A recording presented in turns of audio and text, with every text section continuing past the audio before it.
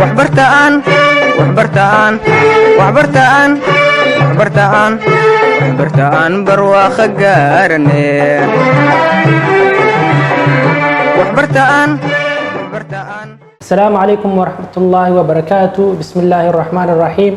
مقعي وعبد الفتاح محمد شيخ حسين كترسن جامعة مقدشو وحا سودني بريهان تكنولوجي فصل كفوم 2 وعن كبرنيني نور جبتر سوق هذا وحا كميدة ICT iyo data representation. maanta waxaan rabnaa inaan qaadano hadduu alla idmo spreadsheet oo ka mid ah office-ka. Spreadsheet-ka waa application ka tirsan Microsoft Office. Application-kaas waxaa loo isticmaalaa xisaabaadka kala duwan sida kambaniyada kale kambaniyada oo productyada soo saara, kambaniyada caadiga oo ganacsatada caadiga aad ay u isticmaalaan. marka spreadsheet waxaan rabnaa inaan marka koowaad waxaan rabnaa inaan barano waa maxay spreadsheet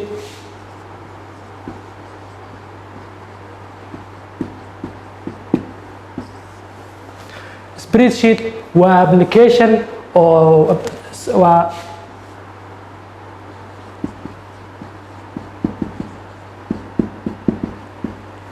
application software kaasoo loo adeegsado calculation ama xisaabaadka oo qaban doono different functions. Spreadsheet waxaa loo yaqaanaa Excel. waxaa soo saartay shirkadda Microsoft oo aadka looga yaqaano adduunka oo soo saarto kombiyuutaro iyo barnaamijyo kala duwan. marka spreadsheet wuxuu ka tirsan yahay spreadsheet maanta waxaan ku qaadan doonaa interface-kiisa guud. ugu horeyn waxaan ka bilaabaynaa interface-ka guud ee spreadsheet. marka hore sidaan usoo kicinaa waxaa ku dhufanaysaa start button, waxaad ku qoraysaa Excel,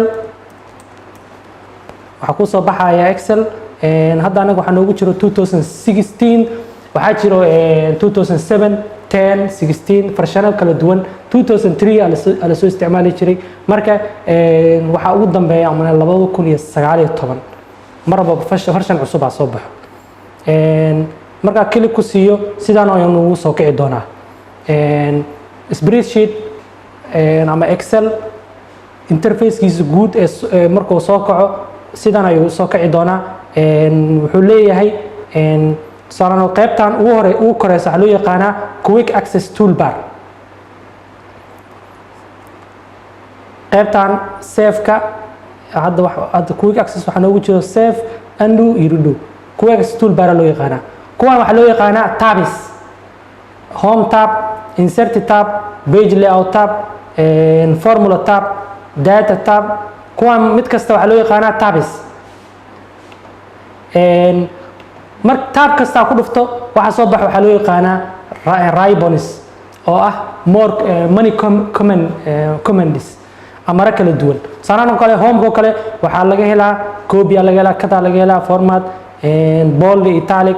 kuwanan waa kulli waa commandiyo kala duwan oo qaba doona shaqooyin kala duwan. marka home-ka waxaa leenahay home-ka iyo insert kuwaas kor waxaa leenahay tabs loo yaqaanaa. waxa ka soo hoos baxo tab kastana waxaa ka soo hoos baxo ribbons oo ah different commands. qaybtan waxaa loo yaqaanaa name box. qaybtan name box loo yaqaanaa. qaybtan kalena waxaa loo yaqaanaa formula bar. qaybtan kore oo ABCD waxaa loo yaqaanaa columns oo ah kolomyada waxaa lagu qiyaasi doonaa ABCD ilaa iyo Z. qaybtan kale oo 1 2 3 gan waxaa loo yaqaanaa rows loo yaqaanaa. shaxdan dhexe mid ka mid haddaan doorto waa cell. intoo kale haddaad doorto waa cell. kanoo kale haddaad doorto waa cell. qaybtan ugu hooseysa waxaa loo yaqaanaa status bar. qaybtan kale waxaa loo yaqaanaa page layout oo ah views kala duwan. sanadoo kale hadda qaab waxaa ujeednaa gridis oo rigmo leh. haddaa inta ku dhufto waxaa soo bixi doono wuxuu aasay pages oo iga dhigaa layout ka duwan layoutkii hore. haddaa inta ku dhufto layout kale oo ka duwan layoutkii hore waa inta daatada ku qoran bas kuu soo baxay. hadda daata nooguma qorno. okay qaybtan waxaa loo yaqaanaa zoom bar, qaybta oo lagu soo dhaweynayo. haddaa balastan ku dhufto waa soo dhaweynaya, haddaa menuska oo sii fogeynaya. marka qaybtan ugu koreysana waxaa laga controlaa qaybtan kore waxaa loo yaqaanaa close inta restore. haddaa restore oo soo yareyna, haddaan dhaho maximize waa fudina, haddaan dhaho minimize waa soo dejina. intoo kale riboniska ayaa laga xukumaa. tusaalaan oo kale auto hide ribonis laha, waxaa soo baxayo riboniskii wuu qarina, tabiska bisa soo muujina. show tabis keliya ku tusaa, riboniskii wuu qarina. haddii aan ku dhufto oo show tabiskii ama auto hide ribonis ku dhufto soo bandhig.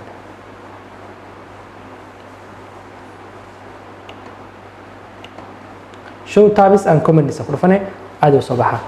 marka intaasi waa interface-ka guud ee spreadsheet. waxaa kaloo jiro file menu, waxaa ku jiro amarab kala duwan oo ah new, open, save as, print, share, export, close. okay new oo kale waa markaa mid cusub abuuranayo. open waa mid markaan excel hore oo aan ku shaqaysanayo oo meel ii yaalo inaad soo kiciyo haddaan u baahana. save oo kale mid aan ku shaqaysanayay inaad save gareysto. save as iyo save waxay ku kala duwan yihiin. save waa markii marka koowaad save as aan u shaqeyna oo wuxuu ku leeyahay location gay, laakiin kii aad ku shaqeynaysay haddaad data ka bedeshid oo save dhahdid ma ku save gareynaa. laakiin save as haddaad dhahdid meel location kale ka duwan ama magac ka duwan aad sii doontaa, asaga haddana aasay copy u shaqeyna. markaas printi oo kale waa arki doonaa oo soo daabacayo.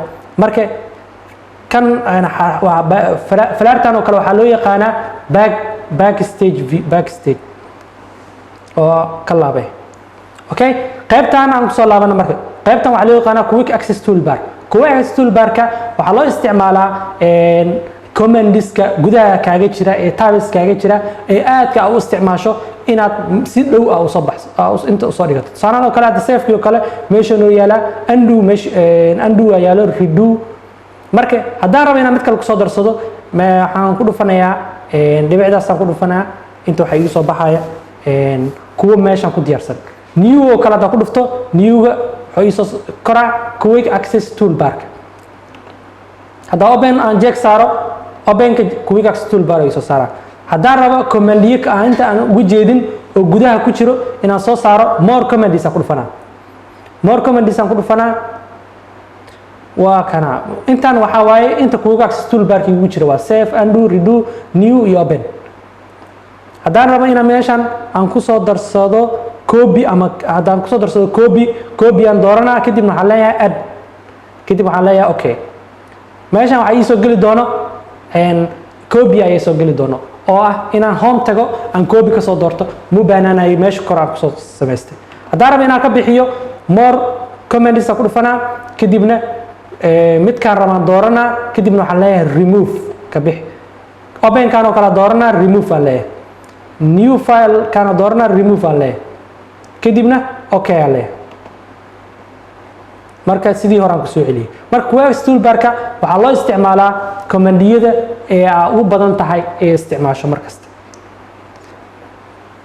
okay intaas haddaan qaybta koowaad uga gudubno, qaybta labaad aan gelaynaa oo ah working with workbook iyo worksheet ayuu ku shaqeeyaa excel.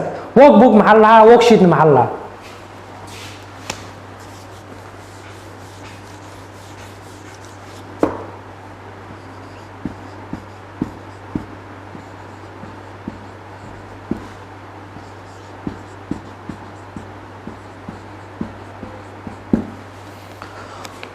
workbook excelka markaa soo kicisid oo new dhahdid waxaa kuu furmi doono new workbook.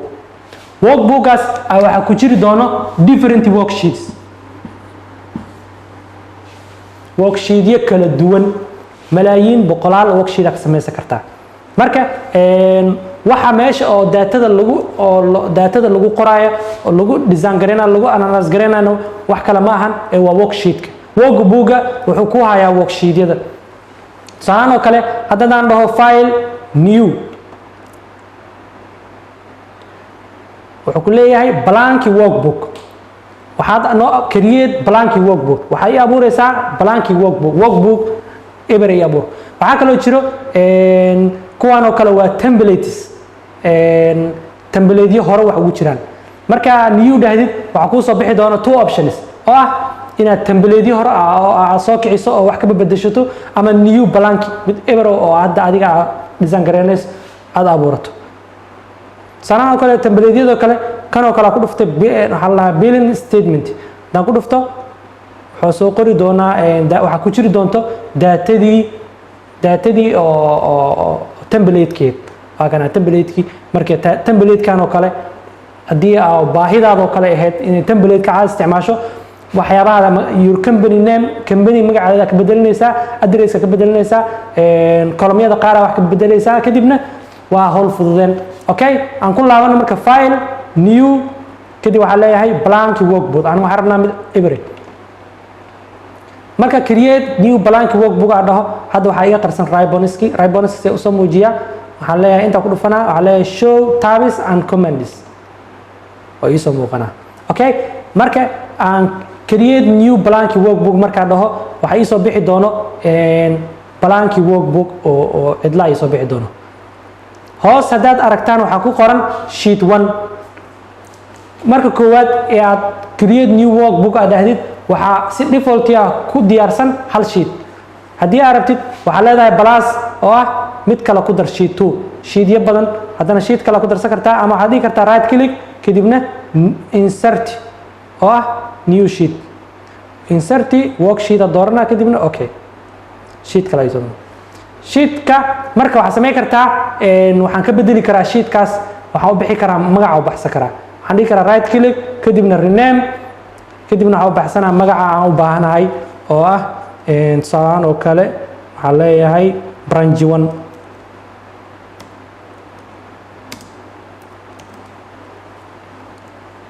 sheetka labaad oo kale waxaan u bixinaa right click rename branch 2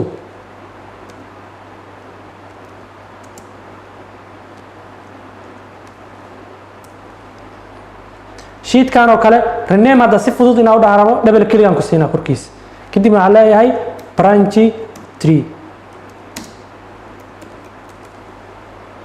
kan oo kale haddaan u baahnayn right click aan leeyahay waxaan leeyahay delete hadda waxay ii samaysan hal workbook oo leeyahay 3 worksheets ama 3 sheets sheetka koowaad waxay u qoran branch 1 sheetka labaad waxay u qoran branch 2 sheetka saddexaadna branch 3 marka waxaan rabaa sheetka koowaad inaan data gashto data marka gashanayo waxaan sameynaa salaan oo kale marka inta ku dhufto click waxa ii dooran cell-ka ii dooran sideen ku ogaanayaa salaan cell-kan oo kale haddaan raba inaan tilmaamo oo dhaho cell-kan magaciisa sheeg cell-kan magaciisa wuxuu ka soo muuqdaa name boxka oo ah C6 inta ka imaado marka Excel-ka markuu sidan u samaysan yahay qaybtan waa columnski A B C D E intaas ka soo qaadanina intana waa rows 1 2 3 4 5 inta xariiq C inta xariiq kala C inta xariiq kala C this is rows okay kuwana waa kolomyadii marka cell-kan oo kale cell-kan godkan haddaan raba inaan sheego maxaan leeyahay waa B1 sidaasaa loo sheegaa okay cell-kan oo kale haddaan raba inaan sheego waa columnka C3 iyo rowga 3 marka wuxuu noqonaa C3 columnka magaciisa wuxuu noqonaa C oo columnka C ah iyo 3 oo rowga 3 haddaan raba inaan columnkan sheego waa D rowga 4 waxay noqonaya D4 haddaan rabo inaan columnka ugu horeeya sheego waa A1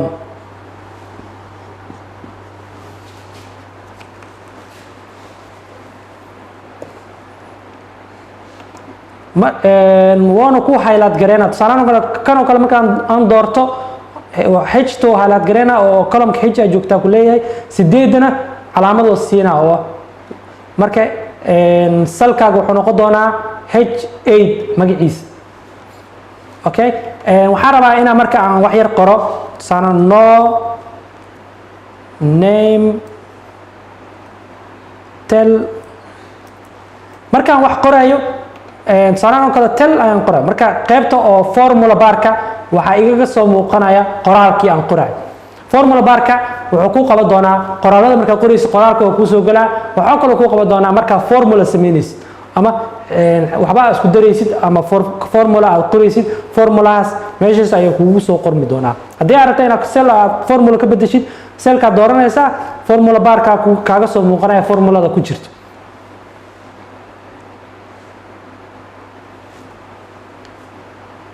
tel address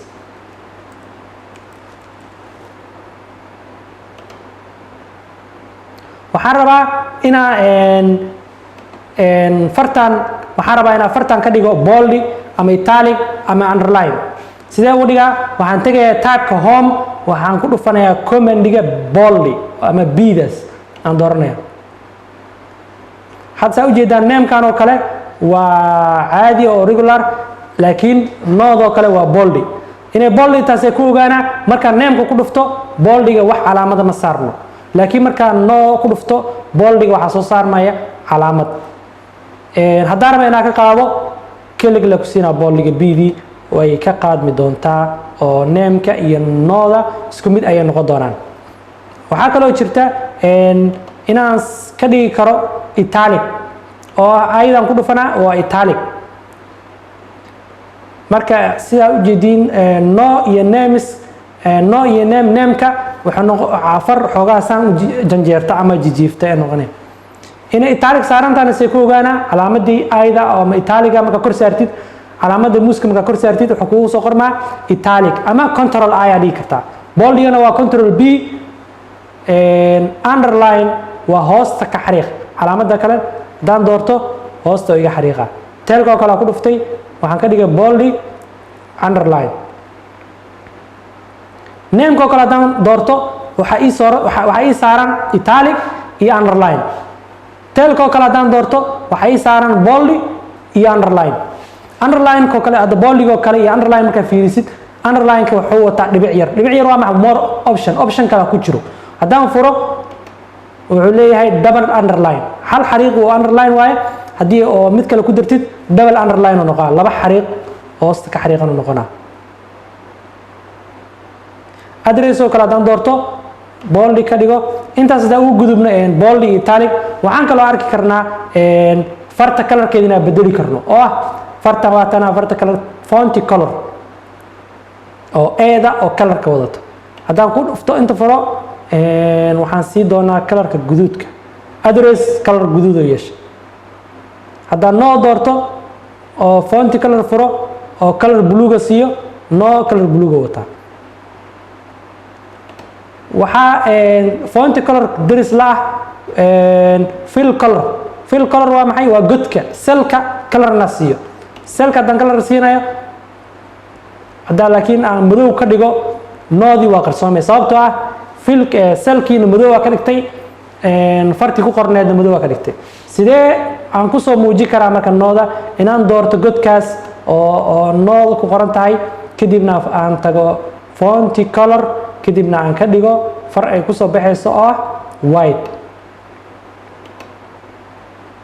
marka cell formatting ku samayn kartaa waxaa kaloo jira intaan haddaan ka wada laabto waxaan rabaa inaan iska dileedo right keligaan leeyahay kadibna waxaan leeyahay delete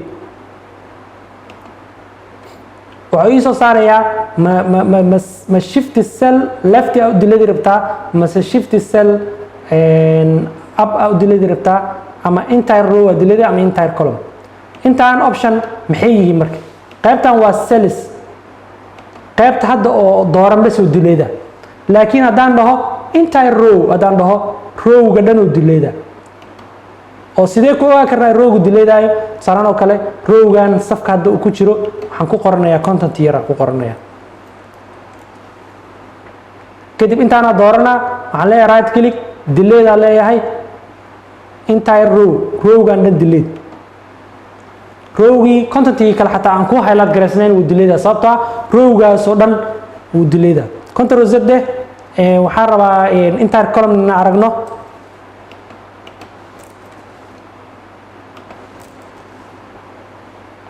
haddaan highlight gareeyo right click dhaho delete dhaho delete entire column ka dhan delete columnkii iyo wixii ka hooseeyay dhan wuu delaydaa daatadii marka haddaad rabto inaad intaas keliya delaytid maxaa samaynaysaa right click aa leedahay kadibna waxaad leedahay delete waxaad leedahay labadan option mid ka mid aad dooranaysaa kadib intaas keliya u delaydaa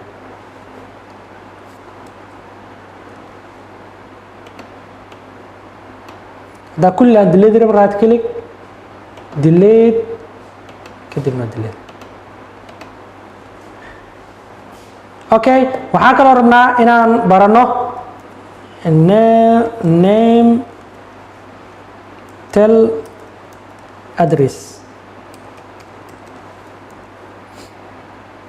waxaan rabaa intaan inaan ka dhigo inaan u siiyo borders inaan siiyaa rabaa waa highlight gareynaa kadibna home anigoo jooga waxaan dooranayaa border button kaasaan ku dhufanaa waxaa ii soo bixi doonto more optiono kala duwan oo ah bottom border inaad xariiq ka siisid bottom border saaran oo kale kan oo kale waa rowgeygii xariiqda wuxuu ka siinaya qaybta hoose top border xariiqda wuxuu ka sii doonaa qaybtan kore left border xariiqda wuxuu ka sii doonaa geeskan oo dhankan bidix right border xariiqda wuxuu ka sii doonaa dhankan midig no border waa waxba border ha siin waa waxba xuduud ha siin all borders kulli afarta dhinac wuu ka siinaa outside borders wuxuu ka siinaa geesaha dhexda tablekan oo kale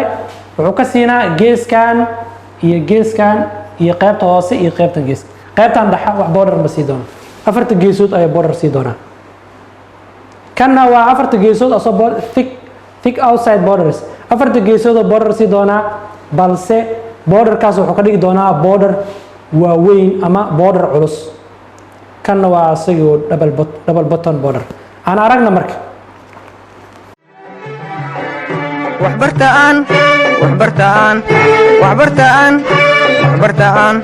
waxbartaan barwaaqo gaarane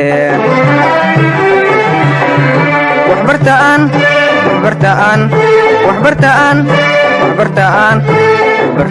barwaaqo gaarane